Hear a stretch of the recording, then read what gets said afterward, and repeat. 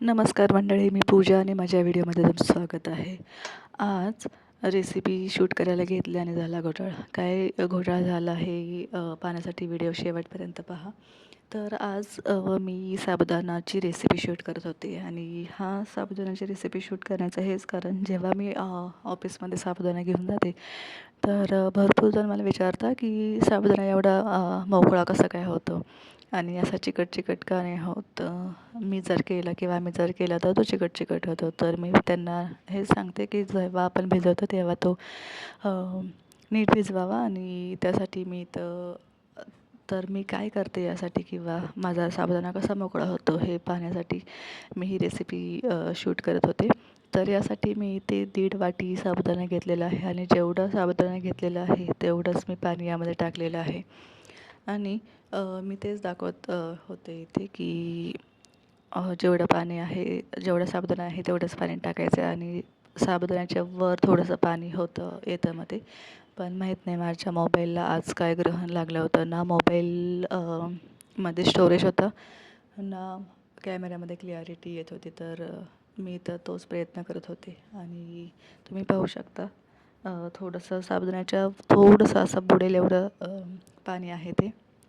आता याला आहे ना ओव्हरनाईट भिजवू द्यायचं आहे साबुदाणा आणि दुसऱ्या दिवशी आपल्याला करायचं आहे किंवा तुम्हाला संध्याकाळी करायचं असेल सकाळीच भिजवून ठेवायचा, म्हणजे तो छान भिजतो. किंवा तुम्हाला सकाळी करायचं असेल तर तुम्ही रात्रीच भिजवून ठेवायचं आहे. तर तुम्ही ते पाहू शकता साबुदाणा भिजलेला आहे आणि आता मी तुम्हाला दाखवते थोडंसं चमच्याने त्याला हे करून कसा मोकळा आणि छान असा भिजलेला आहे. तर आता साबुदाणा करण्यासाठी मी तर एकदम इझी रेसिपी आहे. 4 ते 5 मिरच्या चिरून घेतलेल्या आहेत, शेंगदाण्याचा कूट आणि मीठ.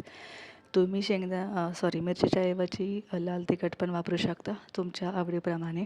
आणि जसे मी मिरचीचे लांब काप केले आहेत, तुम्ही छोटे छोटे काप पण करून घेऊ शकता, तर तुम्हाला जसं पटेल तसं. आता मी कढईमध्ये छोटंसं 1च चमचा तेल टाकलेलं आहे. साबुदाण्याला जास्त तेल लागत नाही परतायला, तर त्यामुळे 1च चमचा तेल टाकलेलं आहे.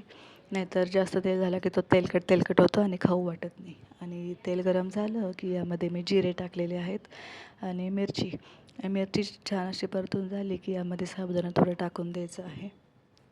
साबुदाणा असा परतून झाला छान की मग त्यामध्ये शेंगदाण्याचा कूट टाकून घ्यायचा आहे आणि छान असा परतायचा आहे.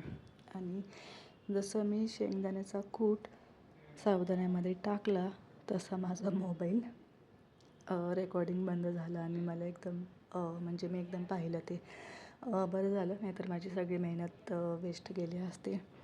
मग शूट करायचं तर मोबाईलमध्ये कितीही स्टोरेज केलं तर तो काही शूट म्हणजे कॅमेरा ओपनच होत नव्हता.